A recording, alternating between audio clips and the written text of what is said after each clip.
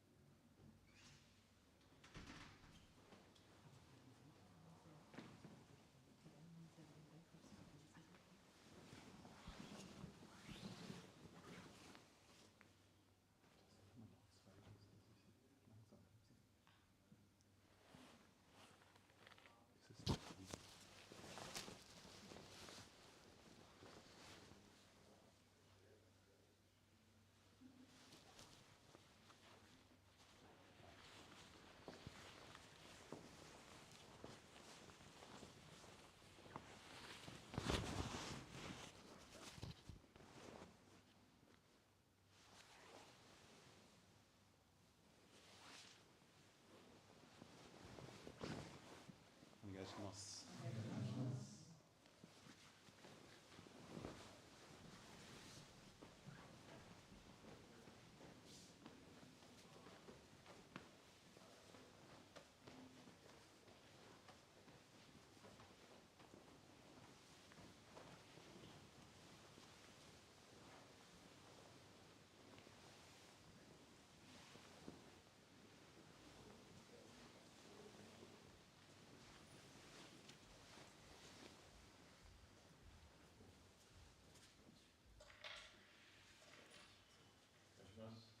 Onegaishimasu.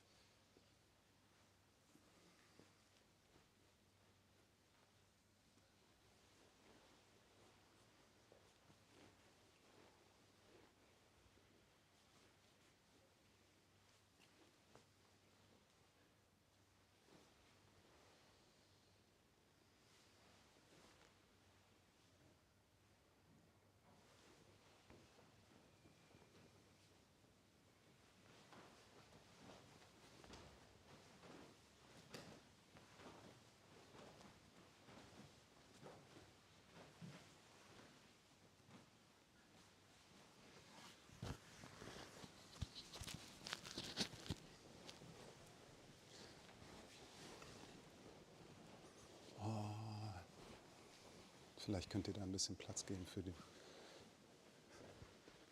Okay, so because of our friends from outside, it's English today again. So katadori menotsu.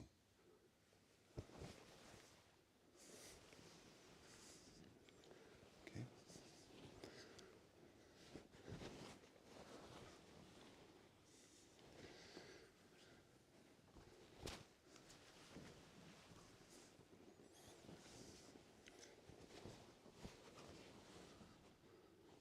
Only this entrance first. Okay, let's go.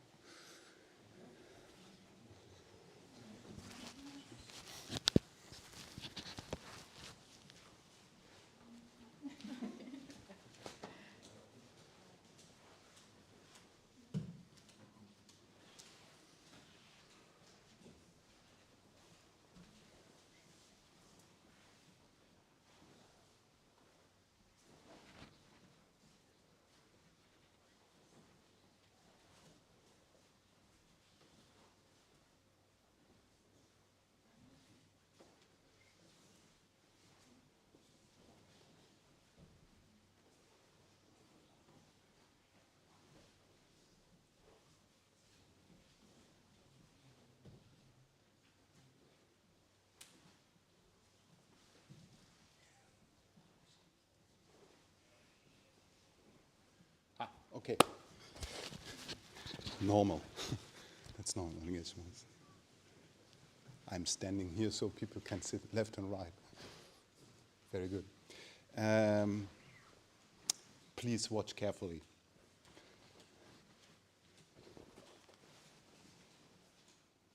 That was all.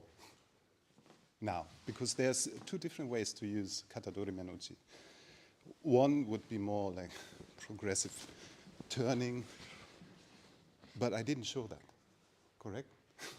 So what I want now for ikkyo or nikkyo later is just to make him step forward one step, not turn. And I don't bend my upper body or bring Björn downwards. It's a preparation for a step to use atemi later. But now it's just tenkan pivot.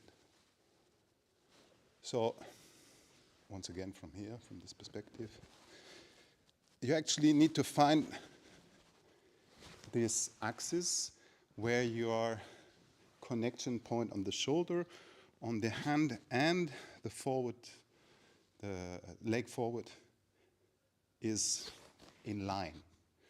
So it's not pulling backwards or going somewhere away from the partner, as well as it is not pushing in. It is establishing an axis of all these three measure points and turn around.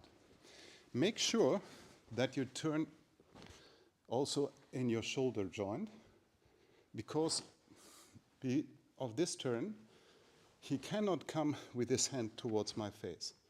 If I would drop my elbow, he can easily come to my throat.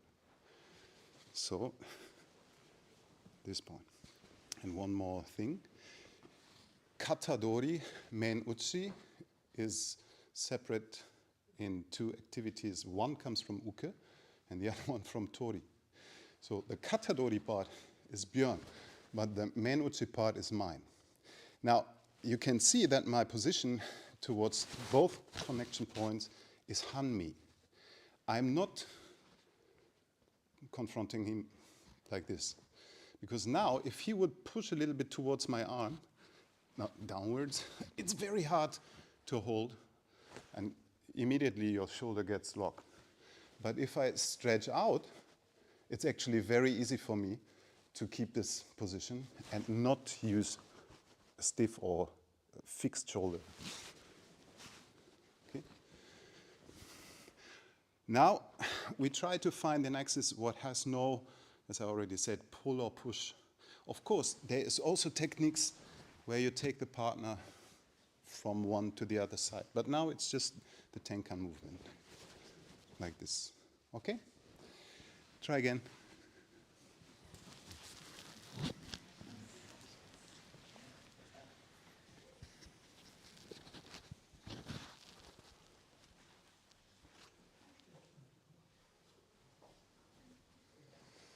So, die Konsequenz von dem Arm vorne ist diese. So. Ja, wenn du den tief nimmst, obwohl du den Ellbogen sozusagen nach oben gedreht hast, hast du die Linie aufgemacht. Wie mal bei mir. Wenn deine Hand zu meinem Gesicht will, kann sie das nicht, weil mein Einsatz der ist immer noch so und immer noch so.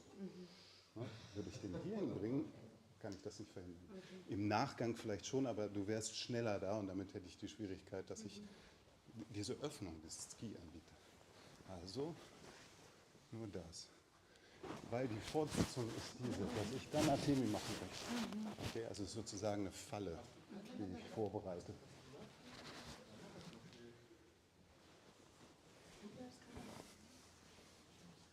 Und es ist eigentlich nur ein Positionswechsel, der darauf vorbereitet. Der Arm bleibt in der Linie, sodass diese Linie geschlossen bleibt. Ja. Man kann auch mit Schwungmomenten arbeiten, das wäre aber dann Vorbereitung für eine andere Form, wie zum Beispiel in die Wurftechniken, die dann später kommen. Okay.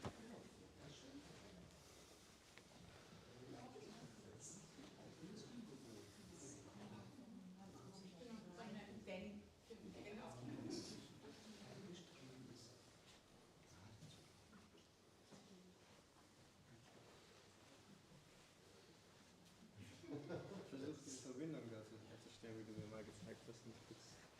Was macht du? Vorsicht mit deiner Position. Ja. Genau, das Hami ist wichtig und auch das Gewicht zum vorderen Fuß. Ja. Jetzt hier, dieser Arm, der streckt sich aus. Ja, nicht in meine Richtung, sondern nach da. Lass den Ellbogen ein bisschen gebeugt, ja. Aber fühl mal bei mir, das ist so. Ja. Das Zentrum und der Körper kommt dahinter. Ist nicht der Arm, dann würde ich diese Verbindung sogar fast verlieren, sondern ich stütze mich sozusagen zu diesem Punkt mit dem ganzen Körper hin. Ja, okay. Aber wenn ihr die Schulter schließt, wird es auf Dauer schwierig. Das ist viel besser. Ja.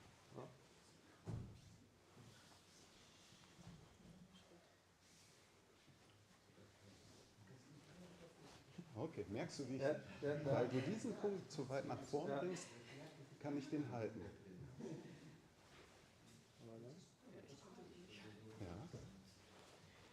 Ja, Vorsicht, da verlierst du aber es ist ein Ticken rauskommen mit dem Fuß aus der Linie und dann um all diese 3 Punkte in Summe eine Achse bilden, drehen.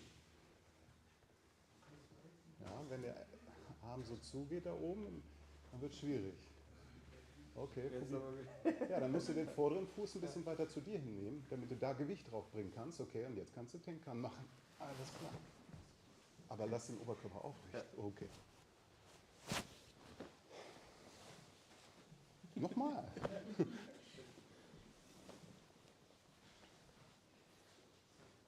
Das ist ein Schritt zu viel, ne? Das Ukemi ist so.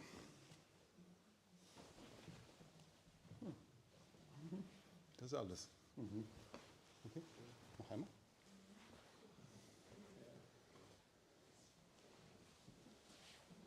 Ja, aber wende dich zu ihm hin mit dem Zentrum. Okay.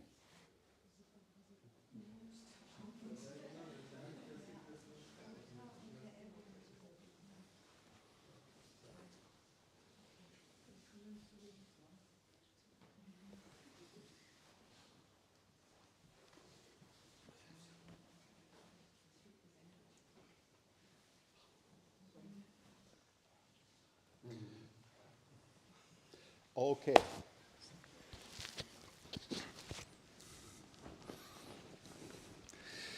I have to show some more details.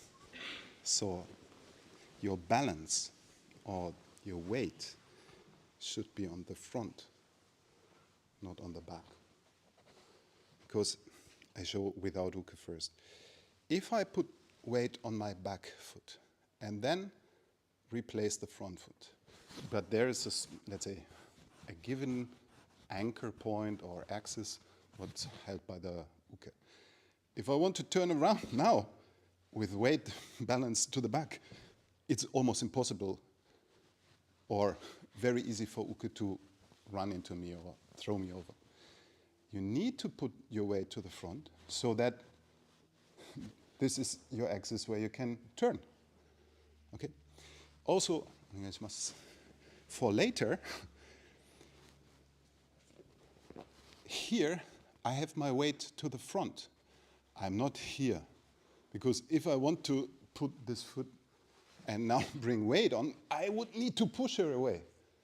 So I need to find this spot where I can be on the front foot without pushing. Otherwise, I would have to give a lot of energy to turn around, or I land on my back. Second, we continue now, then maybe from the side is better. You can see, because of the weight on the front, I come forward to make atemi. If I would end up here and try to come forward, I again would need to push her away. So that's why you have to balance always on the front. So the Tenkan-ho movement is not backwards. I think Arya-san made a comment last year in the seminar as a negative movement. Do you remember? Maybe we will have again, in a couple of weeks he will be here so he can explain that again. But it is like staying in the movement with the weight balance to the front. So one more time. Now we continue with the next step work from there. You reach out to the partner and your balance is on the front. So you pivot Tenkan, balance is on the front. Now you change your foot position and come with atemi and take connection on elbow and change again. Okay? Until there.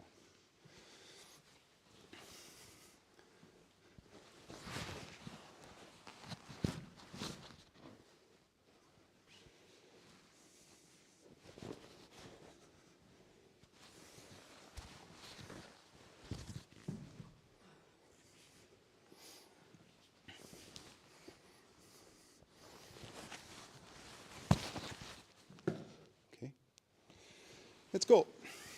Entrance for Nikyo Motowaza.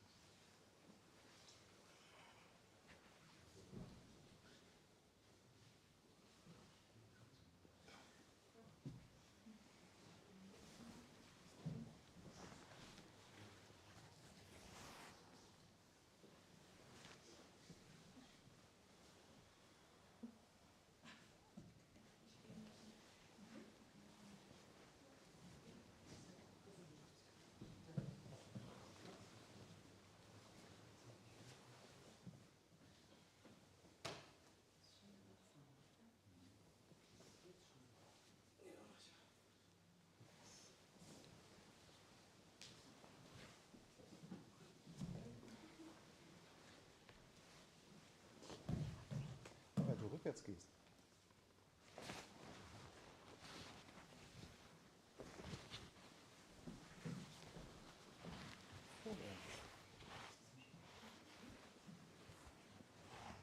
Du hast gerade statt dem Schritt nach vorne mit dem hinteren Bein den Fuß zurückgenommen.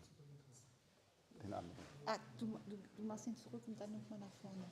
Ja, ich gehe erst nach vorne und setze, also ich wechsle Ja, du über wechselst vorne so die und Position. gehst dann nochmal. Kennst du noch Okay. diese Kategorie-Form bei...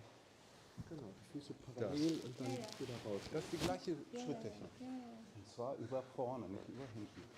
Hier, über vorne wechseln und dann den Fuß wegnehmen. Im Prinzip bleibst du an der gleichen Stelle. Ja. Deswegen ändert sich eigentlich die Distanz nicht. Nochmal für Tankern und dann und nochmal wechseln. Einmal Tankern, Arterienwechsel Ja. und Nick.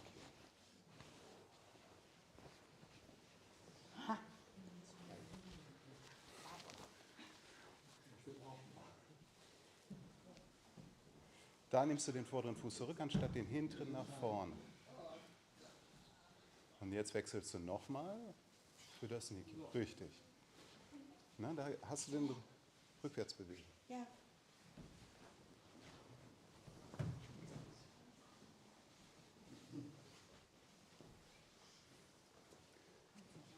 Ja, okay. Das ist sehr schwierige Technik. Ne? Entschuldigung. So. Jetzt Tenkan hoch. Rückwärts. Ja, stopp. Jetzt kommt dein Atemi zum Gesicht. Okay. Und wenn das Atemi hoch, dann kann diese Hand an den Ellbogen kommen, wie ein Tablett. Jetzt kommt wieder ein Schrittwechsel. Wechselschritt, genau. Ja, vor und den anderen zurück, sodass du auf der gleichen Stelle bleibst, aber die Füße wechselst. Den hinteren nach vorne und den vorderen zurück. Und dabei rutscht diese Hand an das Handgelenk. Und das ist diese Beugehaltung von Nikyo. Kotemawashi, genau. Ja. Okay. Das war alles, was zu tun ist.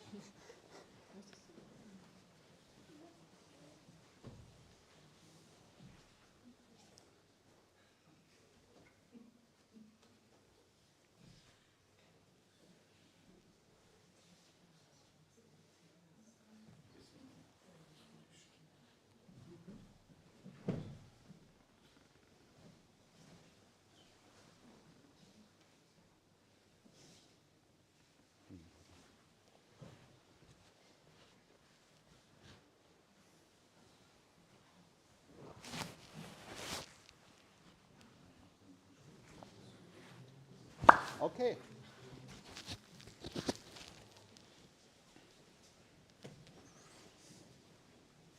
Let's continue with the movement for Urawaza. So the same beginning, change to this position, but now instead of this in front, what we did so far, we go behind the partner. Okay?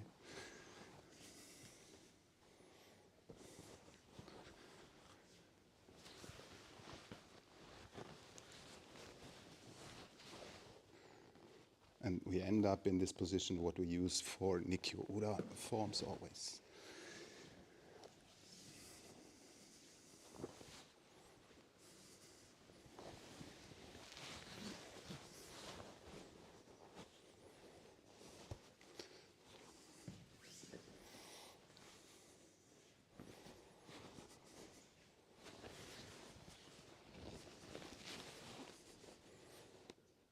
Okay? Just the step work until the Ura appears.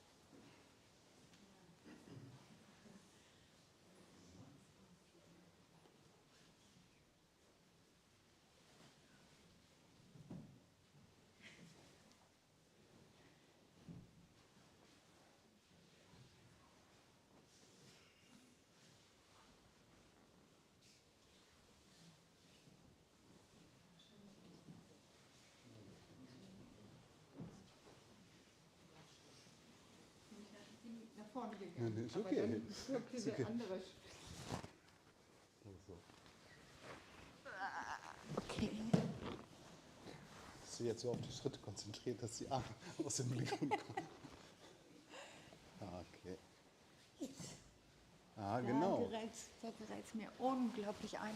Immer durch diesen Druck des Armes, den kann ich nicht. Nee. Aber schau, das hat weniger mit dem Druck des Armes zu tun, als mit der Verteilung des Gewichtes auf den vorderen Fuß. Ich Weil gehe weiter hinten wenn du nach und hinten muss dann wieder gerätst, nach vorne. wenn du nach hinten gerätst, dann hast du das Problem, weil dann gibst du mir den Raum, den ich sozusagen dann besetzen kann und dann kannst du nicht einfach nach Ich vorne denke, gehen. das passiert unheimlich früh, dass nicht Gucken der wir mal. Druck des Armes so. Gucken wir mal. Okay, Okay. okay. Jetzt kann ich eigentlich schon nicht. Ja, aber hier kann, ne, erstmal machst du ja Tenkan. Okay, Vorsicht mit dem Arm, wenn der runtergeht, bin ich in deinem Gesicht. Okay, jetzt musst du nach vorne und du bist eigentlich auf dem hinteren Fuß, ne? Ich stütze mich auf dem hinteren Ja, voll ab. eigentlich musst du an der Stelle schon, ja, geh mal nicht gegen mich, sondern tausch deine Füße so unter dem Körper, dass du auf dem vorderen Fuß stehst. Also du musst hier so anpassen. Wahrscheinlich musst du den Platz ein bisschen verändern. Schau, was ich meine ist das. Ich weiß, wie finde Wenn ich hier bin, jetzt bin ich auf dem Ja. hinteren, kann ich auch, ohne dass der Oberkörper im Raum sich verändert, die Füße so ändern, dass ich auf dem vorderen statt auf dem hinteren Fuß bin. Das heißt, ich möchte jetzt, dass du sozusagen herausbastelst, wie du das Tenkan gestalten musst, sodass du Damit ich vorne bleibe. nach der Drehung vorne bleiben kannst und nicht zwischendurch mal hinten bist. Das hat mit der Position von Tenkan zu tun. Ja. Ich zeige dir nochmal so von hier. Wenn ich meinen Tenkan zu sehr, zu nah an sie heransetze, komme ich auf den hinteren Fuß an. Okay, ich könnte jetzt korrigieren. Jetzt bin ich wieder auf dem vorderen, obwohl sich oben nichts verändert hat. Und dann kann ich hier weiter fortsetzen, was wir gerade eben besprochen haben. Aber das Tenkan selber, die Drehachse von dem Tenkan, die war nicht präzise, die war zu nah dran. Also muss ich gucken, wo ist denn der Drehpunkt, wo ich vorne bleiben kann. Ja. Du musst auch ein ganz klein bisschen Abstand haben. Ja, ich versuche herauszufühlen, je nachdem, wie ihr seid, wie dieser Arm sich anfühlt, wie diese Position ist, wo ich hin muss, damit ich mit dieser Drehung vorne bleiben kann. Okay? Da ist wahrscheinlich die Ursache oder der Anfang dafür, warum dann in der Folgekette dann später du auf dem hinteren Bein landest. Wie gesagt, das kann man formal auch machen. Man kann auch den Partner mitnehmen, um dann irgendwas zu initiieren. Aber für diese spezielle Ausführung ist das kein Vorteil. Ja, wenn wir die Bewegung durchführen, also ohne anzuhalten und diese Kontrolle über einen Zug oder einen Schwungmoment aufbauen, das ist was anderes. Das haben wir ja auch. Manche Techniken gehen bewusst über Schwung. Und dann ändert sich die Distanz dynamisch und ich bin nicht immer vorne. Aber in diesem speziellen Fall muss ich gucken, wie ich sozusagen den Innenraum von der gemeinsamen Kreisbewegung halt besetzt hat. Ja?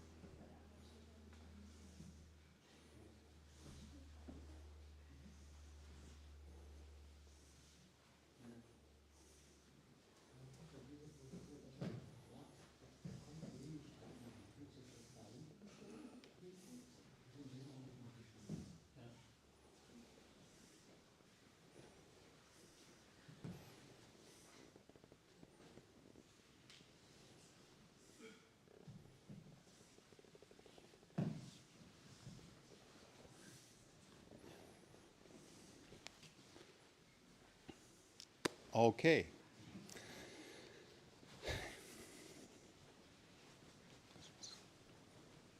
course, now, once again, this is kata no kiko. So form-based training, what we do quite slowly to check the details of the movement.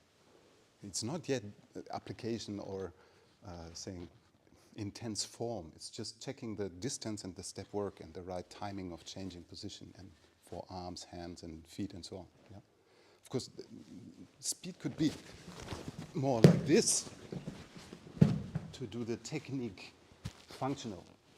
But of course, to study, it's better to reduce the speed and check what's going on. Now, some of you, because we already discussed that, find it difficult to get into the movement without losing balance or without the feeling of pushing the partner. This is most likely related to the first step and the positioning of your weight or the place where you pivot your tenkan-ho, where you do your tenkan-ho. So I already explained in the corner to you. If you see this going on, I end up on my backside. Even if I make you move, you're in the, let's say, in the potential to hold me back. Now I cannot really come to change by atemi because if you just keep this position locked, I cannot go to it. Okay? This is a key issue for this tenkan-ho. So make sure your pivoting leaves you in the center of the turn so that you can continue going towards the partner without him being able to stop that. Okay. This is now the critical idea for this entrance. And then continue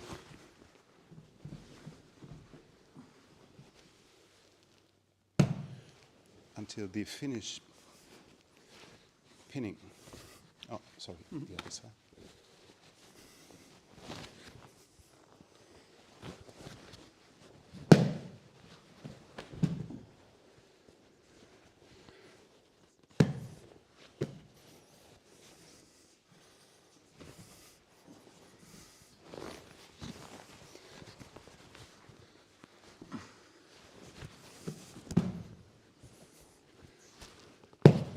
どうぞ日記を持て裏技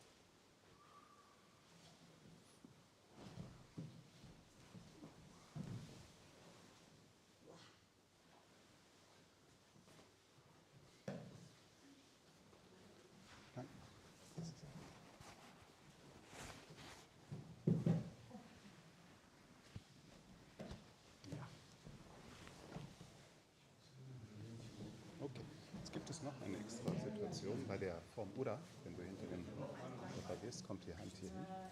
Und du beugst sozusagen sein Handgelenk zu seinem Körper nach unten. Und das ist so eine Steuerung, dass der Körper kippt und das Handgelenk in Kontrolle bleibt. Ja, ich glaube, bis dahin, das ist schon aufwendig genug. Ich habe noch überlegt, ob wir den Abschluss am Boden noch erklären, aber das ist gut, wenn du bis dahin kommst.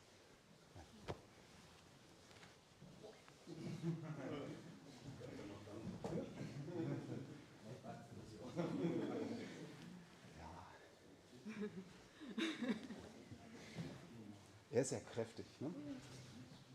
Und die Lösung in der Technik, um ihn zu bewegen, liegt weniger in der mechanischen Wirkung als in der Einflussnahme auf seine Balance.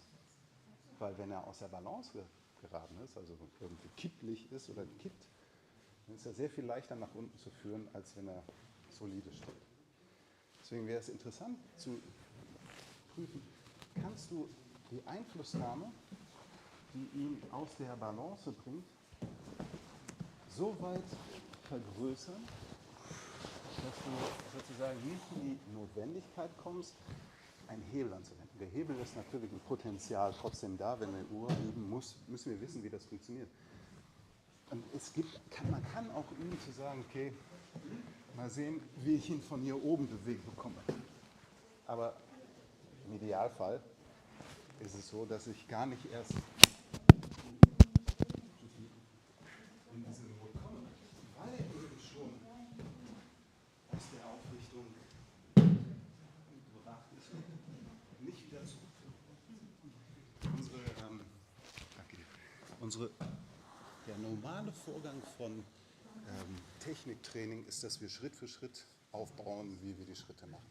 Und bei Nikio ist es häufig so, dass man eben in der Oberposition aus einem beide stehen sich gegenüber Situation nochmal übt, weil das bei den allermeisten Leuten war das so ein Punkt, da musste man erstmal lernen, die Hand zu führen ist. Und in unserer Erfahrung war das dann einfacher, wenn man sich das so angucken kann. In der Ausführung, die ich gerade gezeigt habe, lasse ich den Uke eigentlich gar nicht mehr dahin.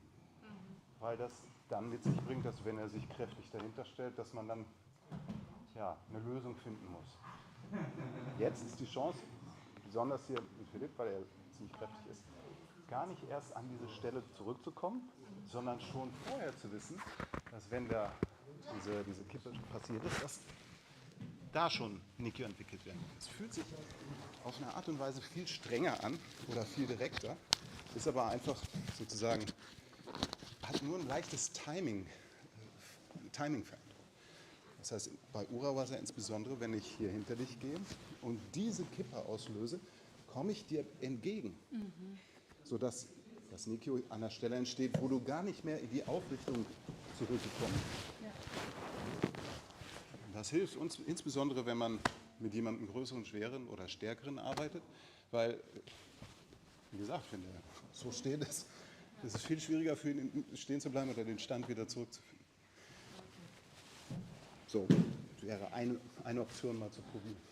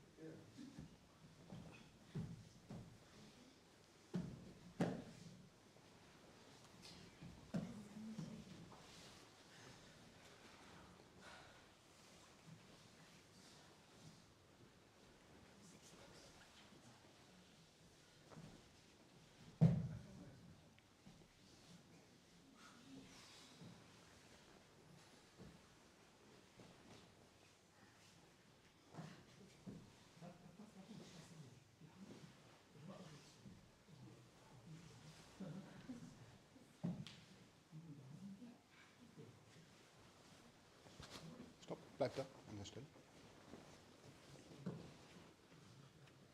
Okay. Jetzt überleg, in welcher Richtung steht er nicht günstig oder nicht gut abgestützt.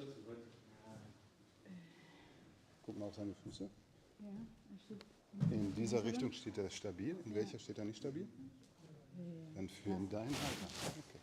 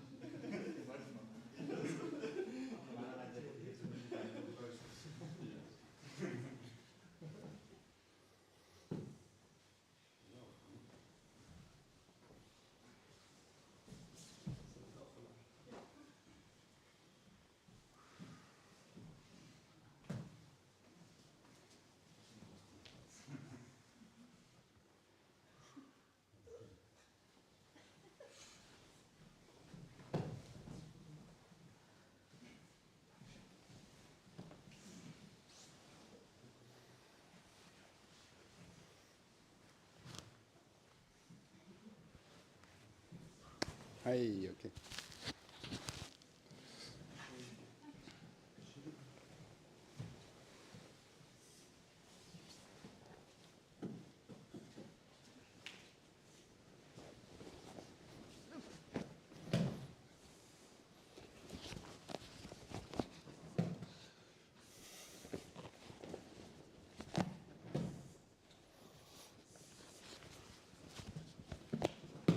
So, guck, Hyunage.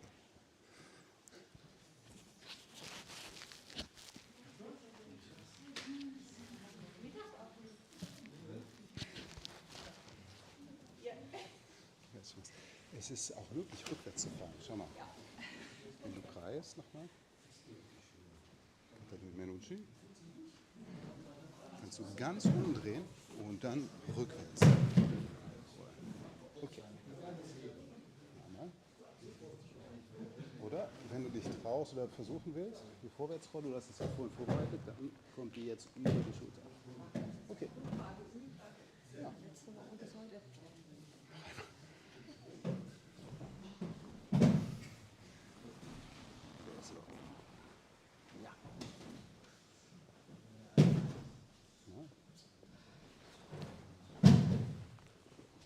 Okay. Jetzt mach's.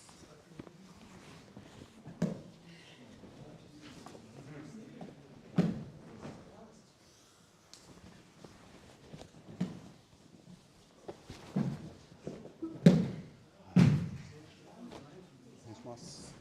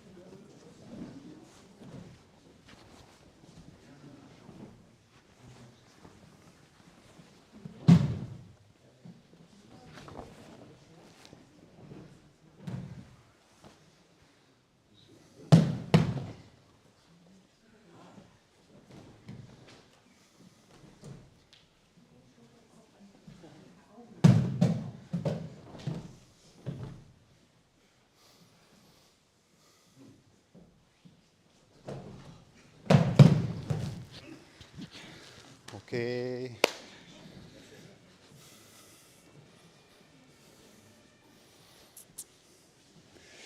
Well, I already told you sometimes. Today, I hope the video is running. There's no sign of something has stopped or the sound is working. So please check yourself. Use YouTube as your mirror. When you go home, you can see how your position is. Maybe you recognize that I was trying to keep my position as centered and stable as possible and upright. I was not throwing like this. Maybe it works. Oh, maybe. Please make it work. Please play this one. Okay, especially if you put your upper body in this position and then balance on one foot. I would say probably you are losing your balance. If Uke keeps connection and takes you with him, you will fall down. Now in this, maybe this is dangerous for hooking up in Hakama, but I want to show you what's bending. Probably you know, everybody knows. It's not bending the back, but your knees.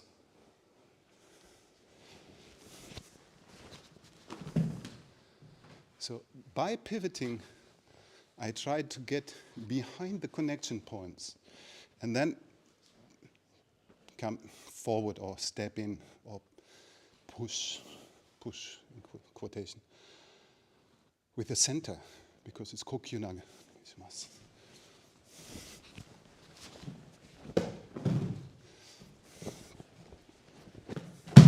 So if you keep yourself upright, there's the potential to see what's going on.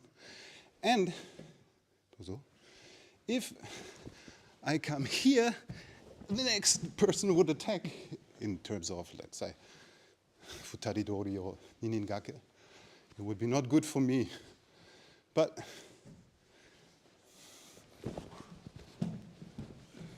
if I keep my position upright and centered, I can see what's going on.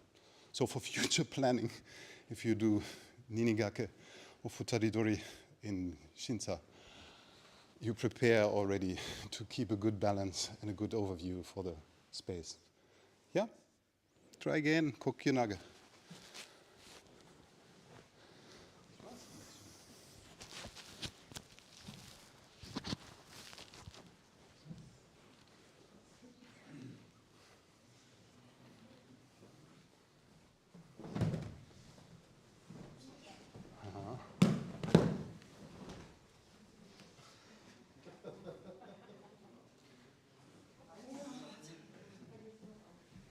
Alright. Ein ähnliches Phänomen wie gerade bei den Nikyo ist der Platz vom Tenkan, also da, wo die Drehachse ist und wo die Drehung zum Partnern passiert. Wenn ich zum Beispiel während der Drehung Raum drehe, dann hast du sozusagen genug Platz, um dich zu stabilisieren oder stabil zu bleiben. Während, wenn ich die Drehung raumnehmend mache, über den Kontakt, indem ich dich während der Drehung beeinflusse, dann entsteht ein anderes Wirkungsmoment, was ihn dann zum Schluss in eine Position bringt, wo, wenn du da reinschneidest, er nicht stehen bleiben kann. Das heißt also, hier geht es darum, herauszufinden, wo war das, damit ich da in deinen Körper sozusagen hineingehen kann. Weil wenn ich da neben bleibe, dann kann ich das nicht. Ich würde nie da reinkommen. Das ist mit viel, sagen wir mal, überschüssigem Schwung oder extra Aufwand.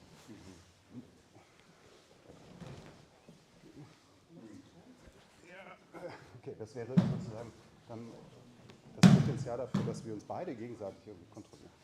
Aber wenn ich den Raum ihm nehme, weil ich zur Mitte geworden bin, passiert das und ich brauche eigentlich gar nicht viel unternehmen.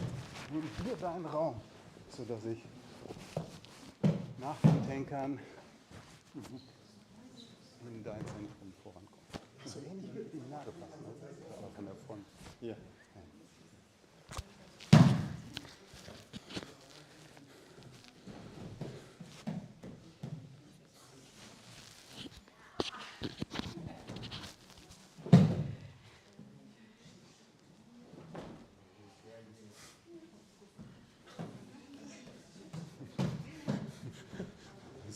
ist aufgezeichnet. Das war nicht ich, das war der Björn. Ah, okay, I see. Ah, okay, check this.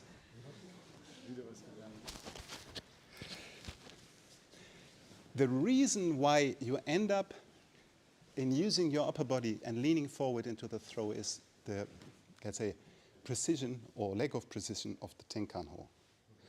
Because I just explained to Louis before, if you do your tenkan movement without influencing the partner's balance,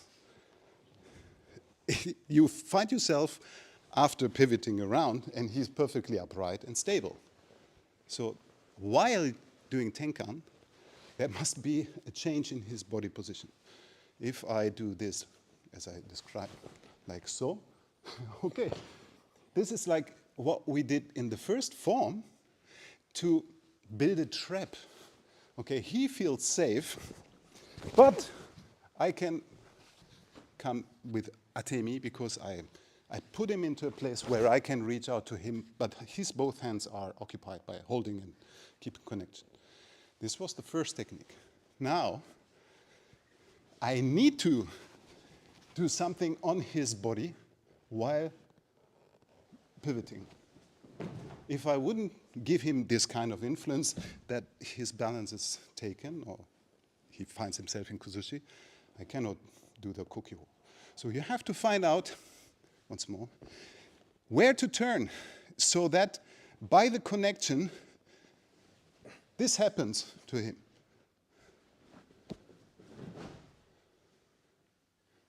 One more time, I take a wrong position, a wrong place to turn.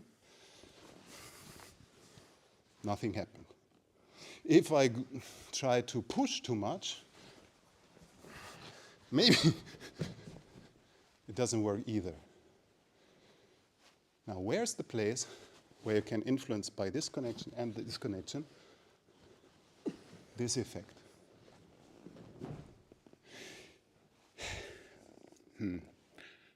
Okay, this is I have stolen this advice from Kurubayashi sensei. I hope he's forgiving me. If you do katate dori tenkan ho, this tenkan ho is not like that. Yeah, of course, we use doing this. Now, it's the opposite movement, but we should be able to influence the partner by this contact too. Now, let go. We should also be able to influence the partner by only this contact. And the outcome is always identical. He's losing his upright stand and receives kuzushi. So that's what you have to figure out with this kokyunage, how to influence the partner, so that if you step in, he cannot hold his stance anymore. Okay? So.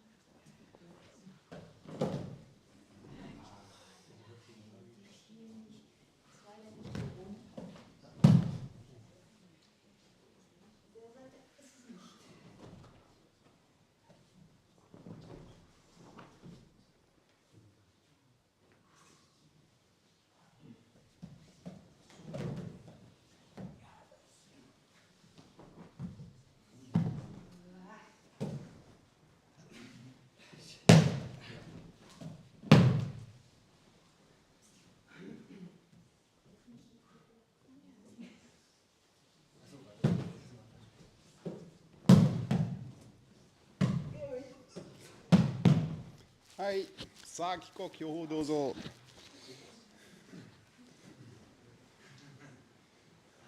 Zagi Kokyo. Kannst du in Knien üben? Oder? Besser nicht, ja. Machen wir diese Übung. Rote Dodi.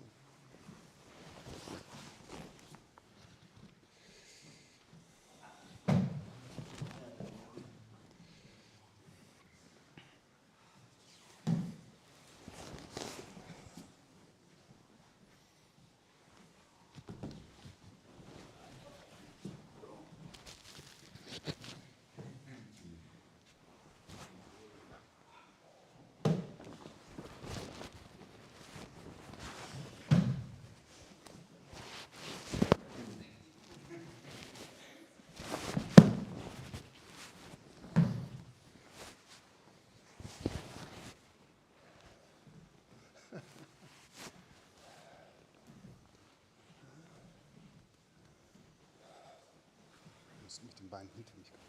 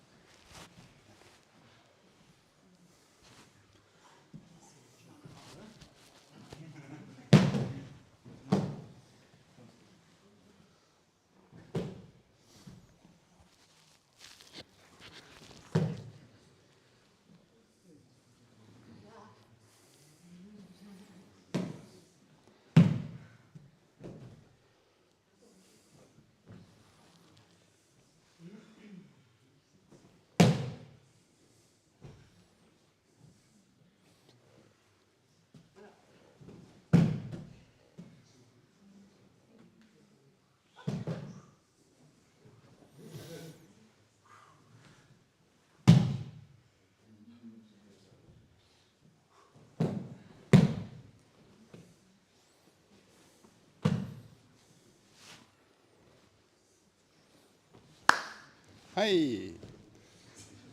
終わります。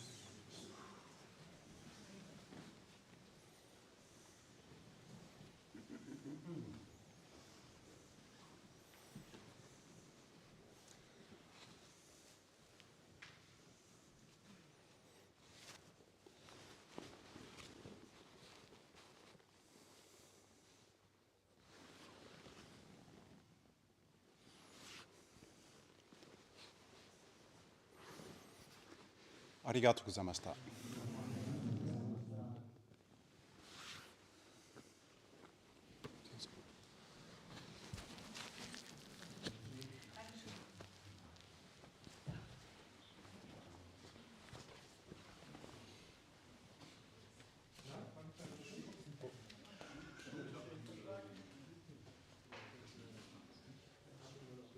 Maybe, hang on.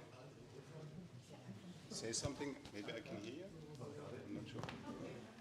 Can you hear me? Yes, now. Oh, yes. I hear you. Could you show me one more time step work for Tori, for Omote and Ura version? Because we have too dark here to show you our version, so we try to practice it. Okay, wait, I have to stop YouTube first. Otherwise, maybe you can find the step work in YouTube. Just hang on a second.